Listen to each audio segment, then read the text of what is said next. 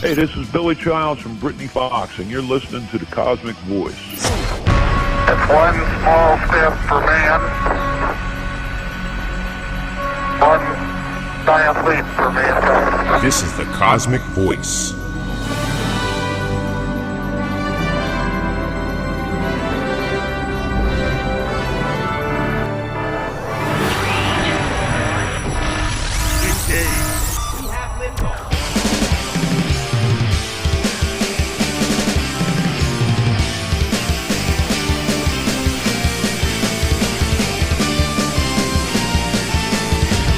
Cosmick Voice. Music, talk, and nothing but business with your hosts, Chris Natalini and Mick Michaels.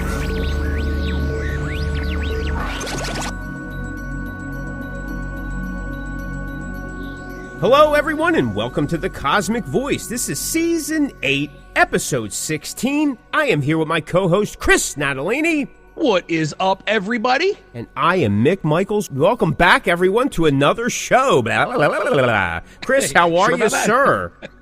I'm doing fantastic, my bro. How about you? I'm doing great. We had our therapy session right before we hit record. We did. Yes, we did. I am feeling much more relaxed, much more at peace and at ease with being in the music business for another week. Yep, I get it. I totally understand. It's no matter how many times you do it, no matter how often, how many years go by, you're always left scratching your head the next day. Go, did I really witness what I was seeing at this last show? Did this really happen? Was somebody playing a prank on me? Is this a TV show? I don't know. You know, it's funny because as of... we talked about this last week. I'm currently full swing back in the music business, right? Like I'm in a band now and things are happening. And there have been some things as of lately in the band's camp where, you know, shows are kind of coming up and things are trying to get booked. And just that things have happened with different shows and what they're trying to get us to do. And I go, man, I miss this. That's right. It's like old hat, right? It's like old hat. Just fell right back into it. I'm telling you, man. No matter how long you're in it, you're still sometimes you're scratching your head, going, "Really?" That's a fact. That is a fact. You know, we're dealing with that too because now we kind of have to, you know, we're trying to rebuild because I'm back in the band and, you know, there's a guy that's out that I've come in and we got another guy coming in. So like we're trying to rebuild and not start from scratch, but just trying to get the name out there because, you know, before I joined, they were kind of a little lax on a lot of stuff they were doing. But now that there's this new regime in the band, we're trying to, you know, we want to be a little busier. We want to kind of do more things. And I'm just like, yep. Yeah. This is back into it. Back into it. Well, you know, we were talking earlier, there's no lack of problems or challenges to overcome when you're in a band. No. God, no. And they're coming from different areas a lot of the times. But I've been talking to some bands, and what their issues that they feel that they're having are not necessarily music industry issues, like we were talking. No. They're actually... Right. Their own issues that they think Yes. are industry issues. And a Yes, lot of that's bands correct. would probably do better if they would just take the time, reflect, be honest, and fix some of those issues. Yeah. So that you don't have to worry about them, because there's plenty of music industry issues that you'll have to contend with. But if you're doing that end on top of dealing with personnel issues or how you conduct your business, your relations, your branding, so on and so forth, you've tripled the factor of problems. And we talked about this before. In the industry, depending on the level that you're at, the problems change. They may be similar problems, but the level, the impact of those problems, they're more involved. There's more things to think about.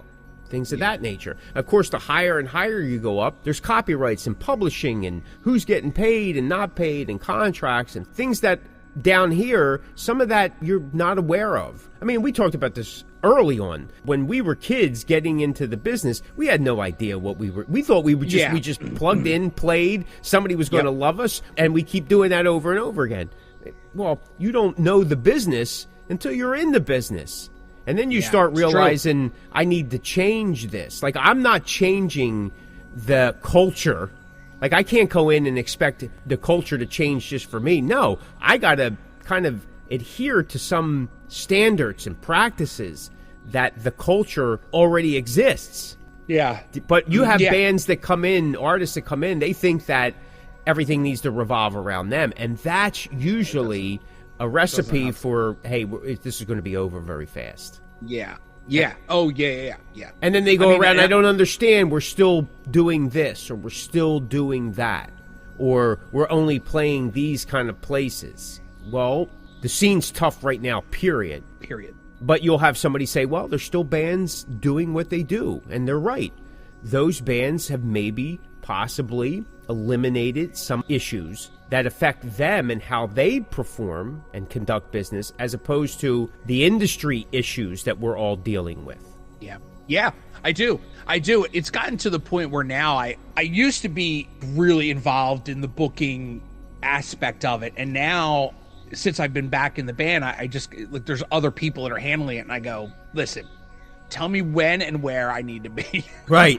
Just, you know what I mean? Like, just tell me, like, sometimes I'm finding out shows when I'm getting messaged the flyer, and I'm like, oh, I'm playing then? Oh, okay, cool. Like, I just go, listen, just tell me where I need to be and when I need to be there, because I'm just not, and especially nowadays, a lot of this stuff, there's always this talk of, you guys, well, I'm going to book you here and I'm going to book you there, and you go, yeah, we'll see. Like, you never know if it's actually going to happen. And people have great, like, I'm not saying that people don't have good intentions, because they do, because they love your band and they want to book you, but sometimes I think people kind of get ahead of themselves, and then when they start to realize that, oh, booking a festival, you're starting to drown, and you're like, oh my goodness, like, this is a lot of stuff to take on, and then the whole fest falls apart. And I'm not talking about anything specific, I'm just saying in general, because there have been a couple of things that we've been asked to do, and the person goes, oh, this band's going to play, and this band's going to play, and this band's going to play, and you have this big fest, and all of a sudden it starts to fall apart, and you go, wow, that, I mean, obviously you bit off more than you can chew, and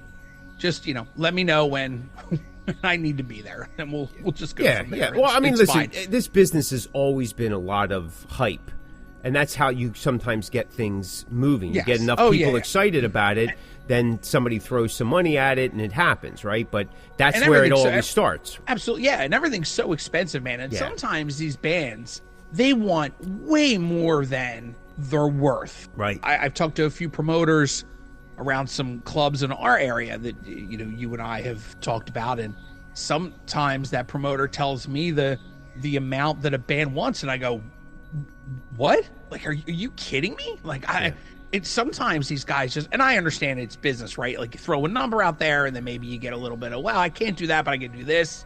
There's things like that, but then there's some people that go, oh, that's how much? Okay, we'll go for it. And I go, what? Like, some of these bands are just, they're asking for the world. The little story, I'm not going to name any names anywhere down the line, but the story goes, because I was involved in it, because I got a phone call about it, the whole bit.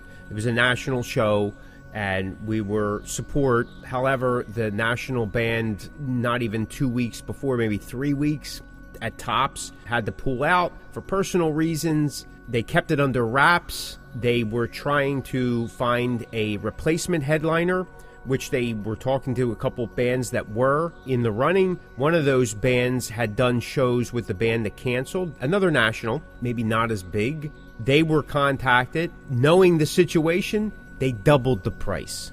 Oof. Which would have completely affected all the pre-sales that had already happened. Yeah. Do you see what I'm saying? Yeah. Because they knew that the venue and the booker both were kind of in a jam, like you're talking 2-3 weeks out, and they were trying to keep it under wraps. Unfortunately, that never panned out, and the show was canceled altogether, refunds and stuff. But that's sometimes bands' mentality. Now, again, instead of maybe taking the work, and it wasn't really, I think, according to from what I seen, the reason that they were asked, because they were passing through the area, or relatively close, that it wouldn't have been that. It would have been a pickup show on a tour. Right. It was a known band. You're not talking A-lister. I'm not even sure you would consider them, some people, a B-list. Maybe a high C. Listen, nothing wrong with a high C. Most of us passed high school with a high C, I'm sure. And from our generation, everybody drank high C. You know, so, and the generation before was just high. So whatever. There's a lot of get up and go, must have got up and went in this business, but that's just the way it happens.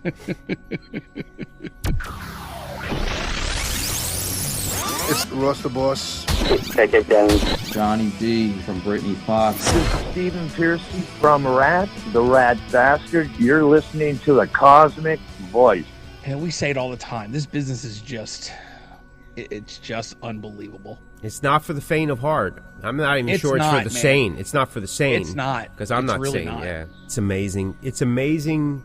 It's amazing that, you know, you can do this for a couple decades and some of the same stuff with different generations of bands. Yeah. They just keep doing the same thing. They just keep doing it. Like, so it's part of the human condition. We should all have our heads examined. There should be a study on why you continue to do what you do. They should follow us around for like a 6-part miniseries on Netflix. And all in the trench musicians. Now, I'm not talking about, you know, watching Metallica cry in the back of a green room or something like that. Not interested in that. I'm talking about the guys that are, you know... Yes. You know, in the trench, yeah, the real trench guys. Not Anvil. I'm talking about, you know... guys with no names. No names at all. Are driving 300 miles in 3 different cars because they can't afford one van and you know, trying to make it to the next gig with their cars. That's right. You know, they get lucky. They play the biggest show maybe of their career, and as soon as those lights go off, all your equipment winds up outside as you spend the next 45 minutes trying to put it away curbside. Yep. Crazy. That's a fact, dude. That is a fact. And I don't understand that either. I never got that. We've had that experience also at a huge venue here in Philly on a huge show. Man, as soon as they were done, we were out in the alleyway. And I'm like we went from like feeling like rock stars to literally feeling like street bombs in the alleyway. Absolutely. Like, seriously. I've always talked about it as a Cinderella moment for us. But as soon as that clock struck a certain time, you were back to pumpkins and rats, man. It was just it was one show we did. Again, I'm not going to mention any names or anything like that's not what I'm about. But we did a huge national. We were asked. They called us up to be the direct support. Took it in a heartbeat. Unfortunately, we had to have a fill-in bass player that time. And we brought in somebody who had been around and was way above our station. Way above. But it was like, I figured I was friendly with him. And I said, hey, we're in a jam. Because he never played with a metal band. So he was like, yeah. So definitely he was slumming it. And, you know, what's funny is we're backstage, and I caught him. He's just sitting there, does this whole meditative thing before getting on stage. I was completely unaware of it. But anyway, I disturbed him and stuff. But we play packed house, place is going nuts, and we are literally ushered right off the stage, down the ramp, out the back door, all of our stuff. He's looking around going, what happened? He goes, never in my career have I ever been treated like this. I go, welcome to the metal world. That's 100%, man. 100%. We weren't shocked. I mean, it's a bummer. I mean, we've been caught out in the rain. I mean, they don't care. Those doors closed. That's it. You're done. I never understood that. And then you're trying to get back in. Well, you don't have a ticket. I just played. I'm the band. Well, how do we know that? Like, I don't know. Look at the poster. I'm not sure. It was crazy, dude. Listen, ours was the same way. When we played Philly, we're outside in the alleyway. We missed the next band after us. Yeah. So we loaded up the cars, go park again, because we're in Philly, and you got to go park because we can't carry the stuff to the cars and hope that the stuff doesn't get stolen. Right. Then we can't get back in the venue. We have to wait in line so we can go through security to get back in the venue. Like, dude, I have a pass on me. Nope, doesn't matter. Yep. Got to go through security. Got to go through security. It's just, I got to pat you down. I got to check you for, polyps. You know what I mean? Yeah. Stick your tongue out. You got to throw your water away. Yeah, got to throw your water away. But you guys gave it to me. We played at a venue just not too recently. They give you a list of stuff. They don't want you bringing in water bottles. Yeah. They don't even want you bringing in, containers that you could go fill up in their sink. So my singer goes, is there any stage water? That's what we call it. That's what other people have called it. And she goes, stage water? What do you mean, from the mop bucket? Now, I don't know if she was trying to be funny, sarcastic, she was an idiot, or she was just being a plain, he looks at her and like, for the bands. And sometimes we get like tap water, which I get. You're having bands come in, you can at least supply some water. I had one, and I may have told this story before, but I had one promoter, one booker say, "Oh, I don't provide water anymore because one band drank $300 worth of water." I was like, what band is this? Are they doing the triathlon? What band drinks $300 worth of water? And where are you buying your water? Yeah, where are you buying your water? Dom Perrier? I mean, I don't understand. You could go to Walmart, you get a 44-pack for $3. Like, $300 worth of water. Like, where's this water? Is this magic water? Is this like the beans that Jack was sold? Because I need that water. Is it going to make me play better? Is it going to make me taller? I'll buy it. But I don't know one band that's ever drank $300 worth of water. Maybe $300 worth of alcohol. I did a show, an acoustic gig years ago. The next day, I'm getting emails from the venue about there was this tab of, it was about $350 that wasn't paid. They're saying it was us. And I go, hold on for a second. I go, first off, there's 3 of us that don't drink at that time. And I go, this was a work night that we did. I go, so I doubt that we drank. I go, and $350? That seems crazy. I go, and on top of that, I always bring my own drinks. I bring them in. I don't care. Because so I have my own stuff. Here, it was another band, and they just assumed it was us. Like, I go, first of all, we've played here a number of times over the past couple of years, and we want to come back. Why would we do bad business and leave a tab of $350? Yeah. Somebody needs to do their homework before they start emailing. Exactly. That's happened a couple times.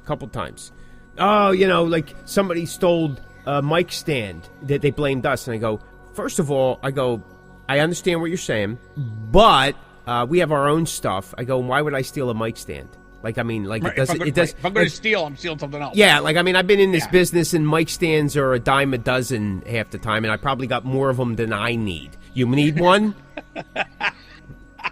It wound up being somebody else. They wound up checking the video, which they should have done originally, and it was somebody else playing Gladiator out front with it. Oh, Jesus. But this happens. So it does. A lot of times, like, bands are blamed. Listen, and you've said it. I've said it. Working with bands is sometimes the worst. I get it. Because sometimes I get it. But bands get blamed for everything. Like, if there's a road closure around the venue, it's the band's fault. That's why nobody came, right? Yep. Or every gig that I've ever played, and, you're expecting something big, the promoter comes up, yeah, well, there's a giant festival up the street they just booked, and everybody's going there. Or, oh, you know what? I'm not sure what the turnout's going to be. The church is having a bake sale. So, it's usually a big thing this time of year. Well, let me tell you something. I guess everybody's exhausted from the bake sale all day. That's why nobody's here at 9 o'clock. All right. Maybe next year we'll book at the bake sale.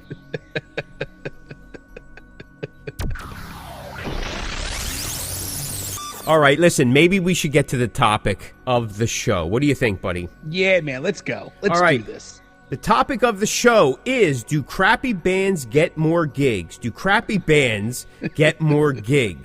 I'm going to say, believe it or not, this is our second time doing this episode because the first one that was recorded got lost. What do you think, buddy? Do crappy bands get more gigs? Well, I will say before we get into this, as opposed to the first time we did this, I think our engineer needs to get it together up here on the space station because, he's been a little lax lately. He's got to get his act together. So listen, 7, what are we on? Season 7, season 8, what are we on? Season 8, Chris. Season 8, buddy. Listen, this was the first time, so we're, it's okay. He's good. He can keep his gig. It's all right. There you go. What do I think? So I think that, first of all, music is seriously objectionable, right? So what I may not like, somebody else may like. And that's just how it is with pretty much everything. But I feel that music is like one of those things that's very, very controversial. People argue about music all the time. So when it comes to this topic of crappy bands, it really kind of depends on how you feel about what the term crappy bands are, right?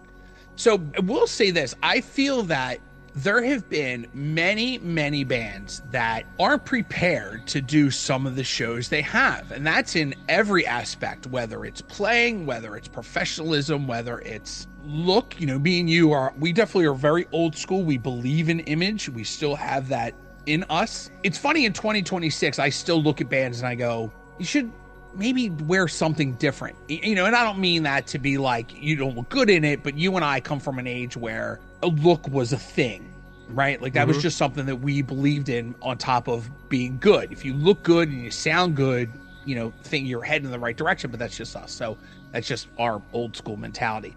Do I believe that they get better gigs? Sometimes, man, they do. And it's unfortunately, it's not because of maybe that they're not great. It's because sometimes people, they just get better opportunities, or they're willing to do something that guys like you and I go, I would never do that to get this gig. So they jump at that aspect. And unfortunately, what happens is when a band that's not great gets these great opportunities or these great shows, it does nothing to help the scene. Because unfortunately, if somebody goes to a show, a national show, we'll say, and there's not a great opening band, well, that just really, believe it or not, like that makes all the other bands suffer at all other shows, because you go, well, listen, I saw this opening band one time with XYZ National, so I can't imagine that there's going to be great other local bands. They probably all sound like this, right? I mean, that's just kind of one of those things where everybody hears one band and just kind of relates it to all these other local bands. And really what it does is, to me, it kind of hurts the national. You and I have said, we were talking before we hit the record button today. To me, when you have a good opening band, I'm using this conversation as, not great bands being on a national show. When you have national bands that you enjoy seeing, you would want to see a whole show of great music. Because what it does is it kills the vibe when the opening bands for a show are not that great. I mean, it really does. It just takes an entire vibe right out of the room. And then the next band has to try so hard to get it back. So why would you spend your time having bands that aren't so great, or maybe haven't even been, let's even take it, let's not even say that bands are bad. Let's just take it from bands that haven't honed their craft. Let's just say they're not even, they're young and they don't have the experience, and they're jumping on these big shows.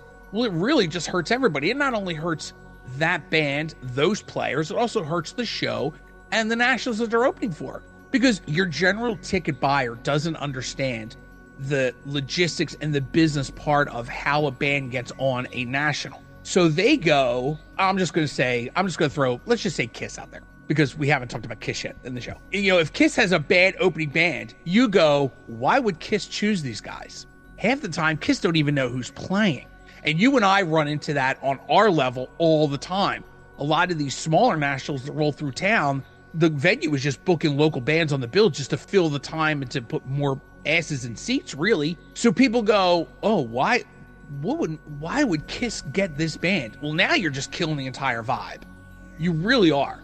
And it's not because Kiss chose them. It's because they know somebody, or they paid to get on the bill, or they sold X amount of tickets. And that's at our level. So to me, I do believe that bands that aren't that great get these good opportunities. Also, on the other end of that, bands sometimes aren't getting these gigs because they're bad. Sometimes promoters, venues take advantage of these bad bands, because most of the time, the bad bands don't have, in my opinion, a lot of the bands that aren't so great that I have run into through the years are guys and girls that haven't been doing it for very long. Well, guess what? They're the ones the promoters and the venues want to book, because they can take more advantage of them than they do guys like you and I that are more seasoned vets. So that's another bad thing about not being to be in a crappy band, because some of these bands they just want to play and they want this opportunity. They don't realize that they're getting taken advantage of. And that is also another aspect that's kind of crappy about booking bands that just don't have that time put in. And I get it. Everybody needs to start somewhere. My first gig was outside in a parking lot, and then, I worked my way. Trust me, my first couple gigs were not, opening for a national or on big shows, man. We started, my first show was in a parking lot in the summertime outside. And then my next couple years was spent in dive bars, just honing my craft. And here I am at, in my 50s, and you and I are able to do these bigger shows, and we understand it. We know what needs to be done. We know how we need to perform. We're seasoned. The guys in our bands are great players. So everybody kind of connects, and everybody can do what they need to do to get it done. But sometimes nowadays, and we've talked about it before, if an up and starting band has the money, they could just jump on any show.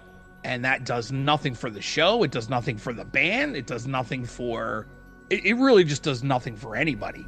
And it just wastes everybody's time just because guys like us are going, yeah, we're not doing that. But then you get and I'm going to say younger, in this conversation, you get a younger band that isn't great, that isn't seasoned. They go, oh yeah, how much do you want? I'll throw all the money to the wall and probably get overcharged to get on the bill just so they can get out there. And they don't realize it. Unfortunately, that's just not, it doesn't work for them. Like, it doesn't help their progression as time moves on. So I believe that in certain aspects, crappier bands that haven't been around that long, I believe that they get these great opportunities that should be given to bands that are a little more in the pocket of the music business, so to speak.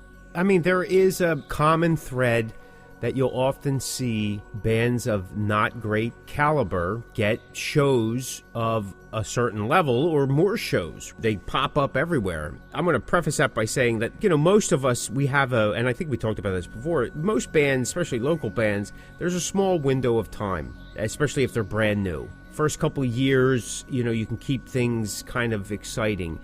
After that 5-year mark, it starts to get a little more difficult, because if you haven't kind of moved on to the next level or something like that, or changed your scope, it's getting tough to pull the same type of numbers all the time.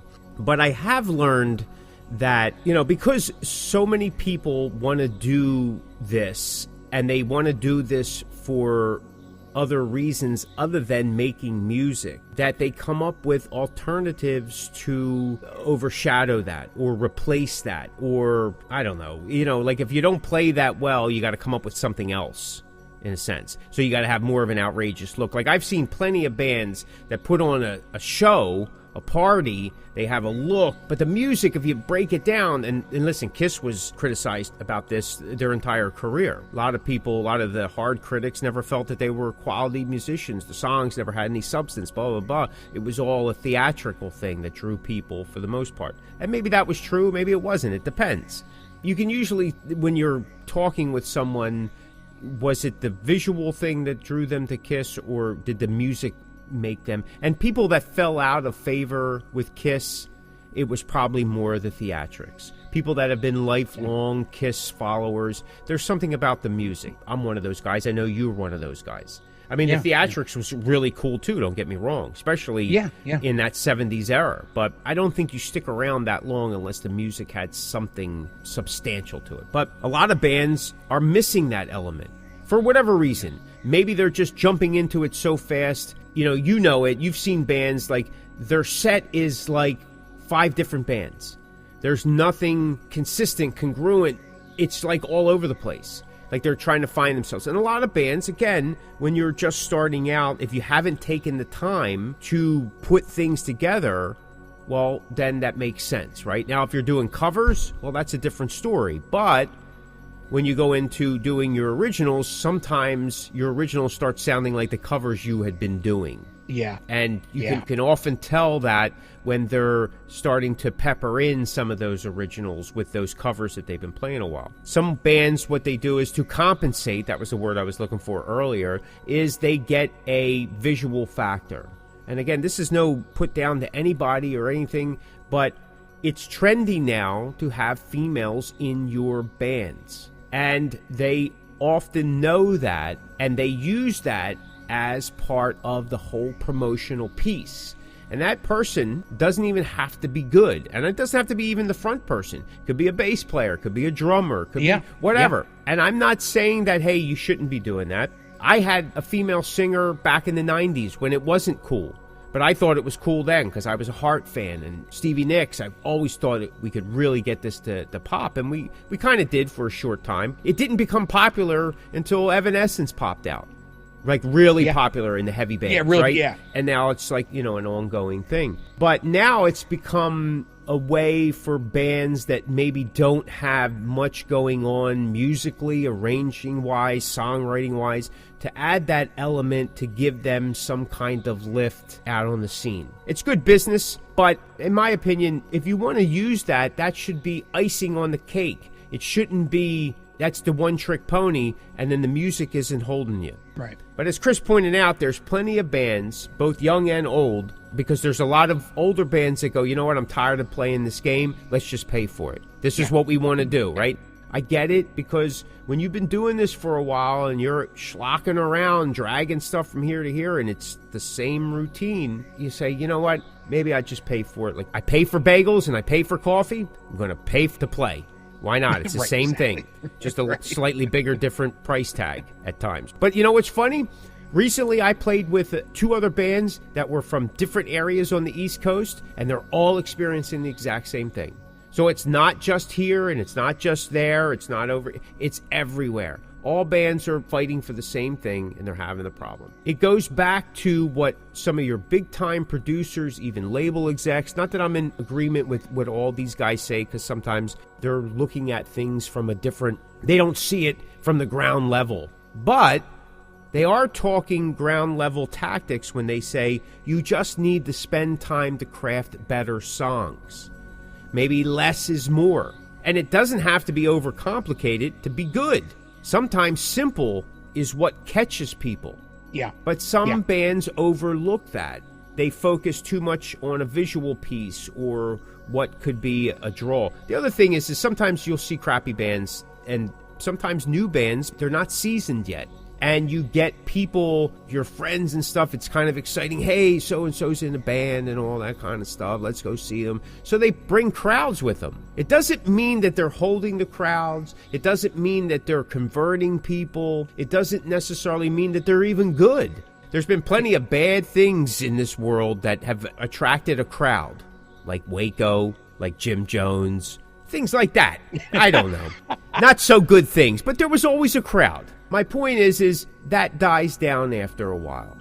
And the problem with the crappy bands is that they start believing, oh man, you guys sound great. They may not know the difference, or they don't really care. What are they going to say? How often does somebody really say, yeah, you sucked, man.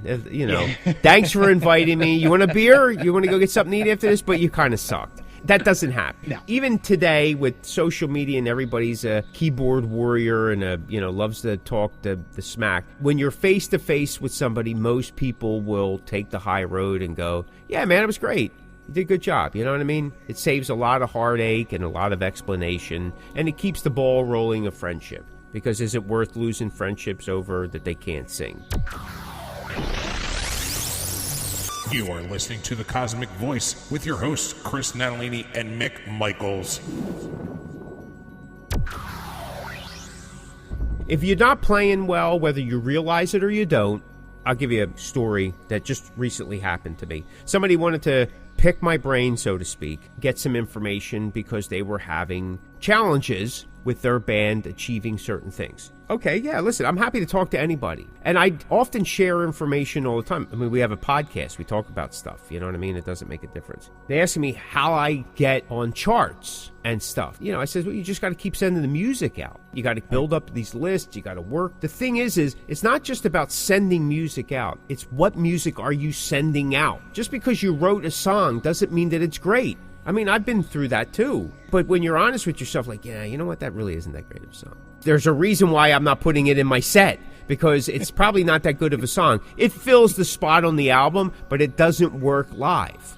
Yeah. If you're trying to get places to play your music, especially internet radio, if you send them an MP3 and it's listenable, they'll play it. It's just as simple as that, because they need music to play. There's just no two ways about it.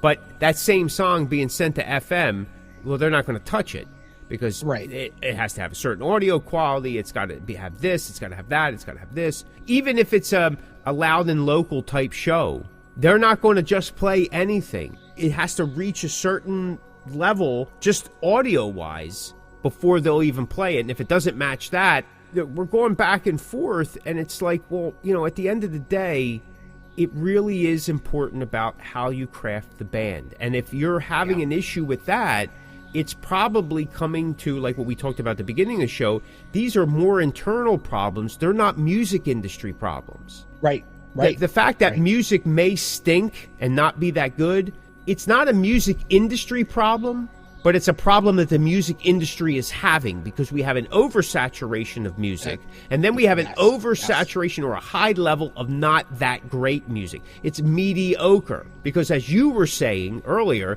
say you got one big band in an area and they're doing real well, well, the 10 bands under them in that area are all now trying to sound like that band.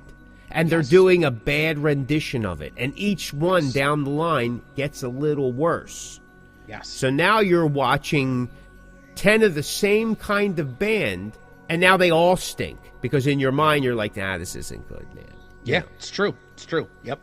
It definitely does seem like that at times. And there's a bunch of different reasons. Listen, everybody deserves a shot. I truly believe that. And that's a fact. Everybody can get better at what they do. They need the time, because one of the biggest issues in the industry is like, well, do you have a draw in this area? Well, no, I'm trying to break into. Well, we can't have you.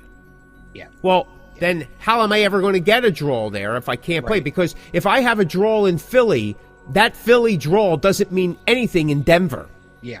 So how am I going to play Denver? You either get the shot or you don't get the shot. So now you see why people come up with alternatives. The easiest one is to pay for it. The next thing is you come up with a gimmick. Music becomes secondary. Maybe even lower than that in the priority scale. Yeah. You get a gimmick, whether it's a look, whether it's something you do on stage. You get an element that changes how people perceive your band. You put in a female to change just the essence of the band. Photographs in itself, or you get eye candy, appeal, visual appeal. I mean, we've talked about that before. I mean, we can't talk about it and then feel bad that, we're singling out and this is what we're contextualizing people's, No, we're not talking about it. These are all branding techniques that are used. You use certain colors in advertising because they pop. They have emotional content associated with them. People respond to them in certain ways if you're looking for an emotional response. Even a mental response, which then should turn into some physical response, which means they go out and buy the product. They use it. They go out and buy it again. And they put it on repeat.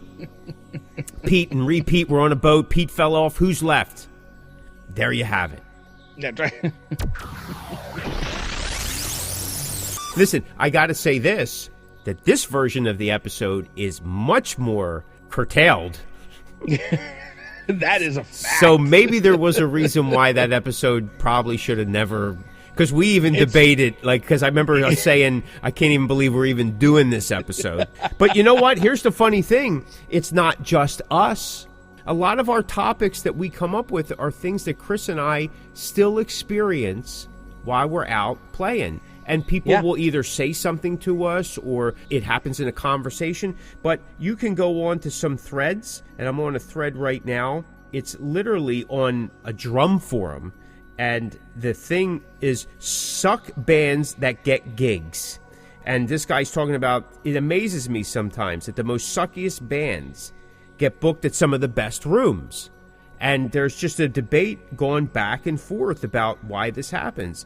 And this one guy saying, I don't get it. I don't get it because you got a vocalist that can't sing, or the band's full of hacks and they don't play very well, and so on and so forth. And people have explanations for it, for whatever reason, because they can bring a crowd, and we talked about that. Yes. So at the end of the day, the venue doesn't really, and we talked about this too, the venue doesn't care if you play well or not. They just want to know that either you're bringing a crowd or you're paying for the tickets. Yep, that's it. Because if you're playing for free and you know that routine, the band split the door after the venue gets X amount of dollars. That X amount of dollars probably isn't going to happen, because if you do the math, you're like, oh my God, You know what I mean? Yeah. If I played Oh, in yeah. front of that many people, that's, you know. Yep. This one guy says this one band or this one group of guys, they've literally created 5 different bands basically with the same guys, and they're taking up all these gigs.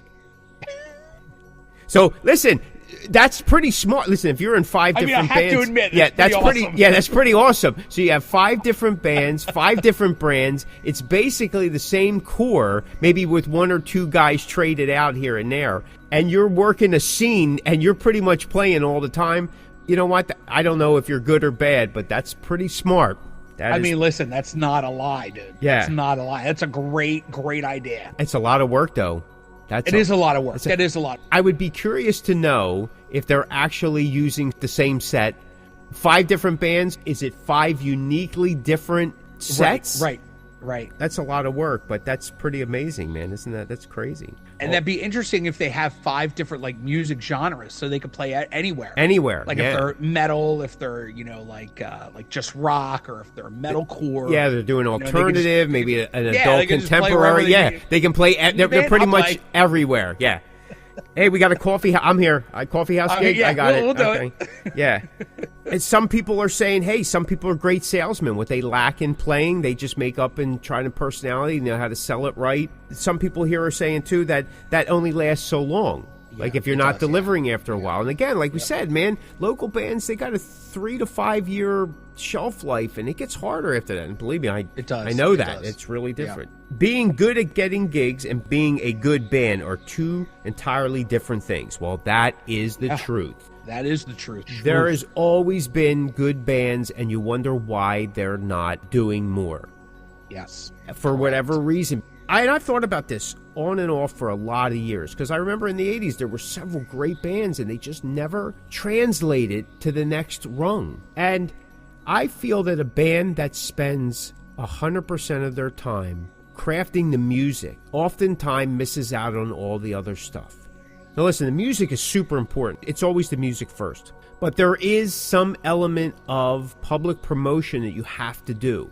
The years ago was not very good at it because I focused on the music. It was like, I just figured, hey, you play the music, people are going, whatever. And sometimes that's the case. Most of the time it isn't. It's all about how you do the promotion. Yeah. Yep. But back then, people came to shows. There was a crowd. There was a movable crowd. Nowadays, you really got to work to get anybody out. Like anybody. Yeah. You know, you got to work to get your trash picked up. It's the same thing. You've been living in Philly after the snowstorms. You're still working to get that trash taken care of. But a band that's really good at their craft sometimes misses out because they're not good salesmen. There are a lot of introverts with artists. I know because I'm one. You don't want to do that extra something because it's uncomfortable. You rather, I'm just going to focus on the music. That's why some bands, I think, just focus on doing recording because they don't want to deal with all that other stuff. Some people want to keep their integrity. They don't want to conform. They don't want to compromise. They don't want to play the game. Totally get it. I commend that. Unfortunately, for me, I started out as a live playing musician. Being in a band and playing live became what we'd always done. So not doing it is like part of the DNA. Like if you pull that out, what's going to happen? I'm not going to digest my food correctly, and I got to wear a bag on the side. Playing out live, it's a key piece to what we do, but not for everybody. No, it's not for everybody. And what's funny, as we get older and as the music scene changes, I see so many people, especially in the really heavy metal community, all they do is just want to record. They don't want to put up with the BS that comes with the traveling and the touring and the clubs and the venues and the shows and missing out on things. They're still able to fulfill that creative spark in their brain and in their heart, still create music, still feel that passion, but yet not put up with all the stuff that you and I put up with on a daily basis. And I see that more and more, and as time goes on and as technology gets better, it becomes easier for these musicians to be able to do that. Absolutely. I mean, especially as the older we get, I mean, it's less you want to do because it's more involved and it's harder. Everybody gets there.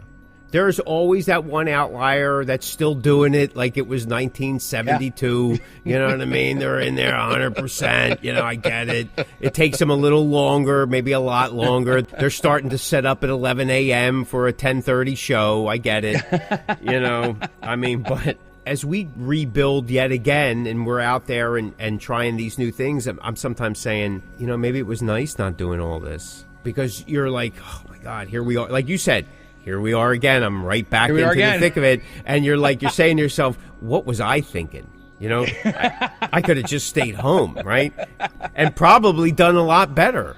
Just by saving money, I'm ahead of the game.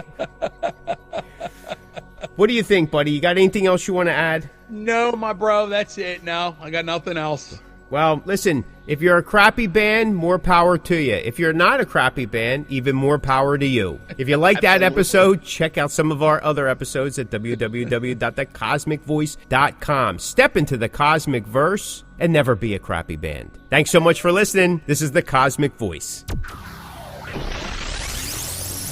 If you have a question, a topic idea, or something you want us to address, just contact us through our Facebook page at The Cosmic Voice. You can listen to The Cosmic Voice at Spotify, Breaker, Apple, Google Podcasts, Radio Public, Pocket Cast, and at thecosmicview.com. Check us out on Facebook at The Cosmic Voice. All right, folks, that's going to do it for us. If you're hearing this message, you've listened to the entire episode. And for that, Mick and I would like to thank you from the bottom of our hearts. And we hope you enjoyed this new episode. And if you did, please leave us a review on Apple Podcasts and Spotify. Also, feel free to let us know what topics you'd like to see covered in future episodes of The Cosmic Voice. And you can get in touch with us through thecosmicvoice.com and, of course, all of the Cosmic Voice social medias. Take care and be safe. You're listening to The Cosmic Voice. Music, talk, and nothing but business.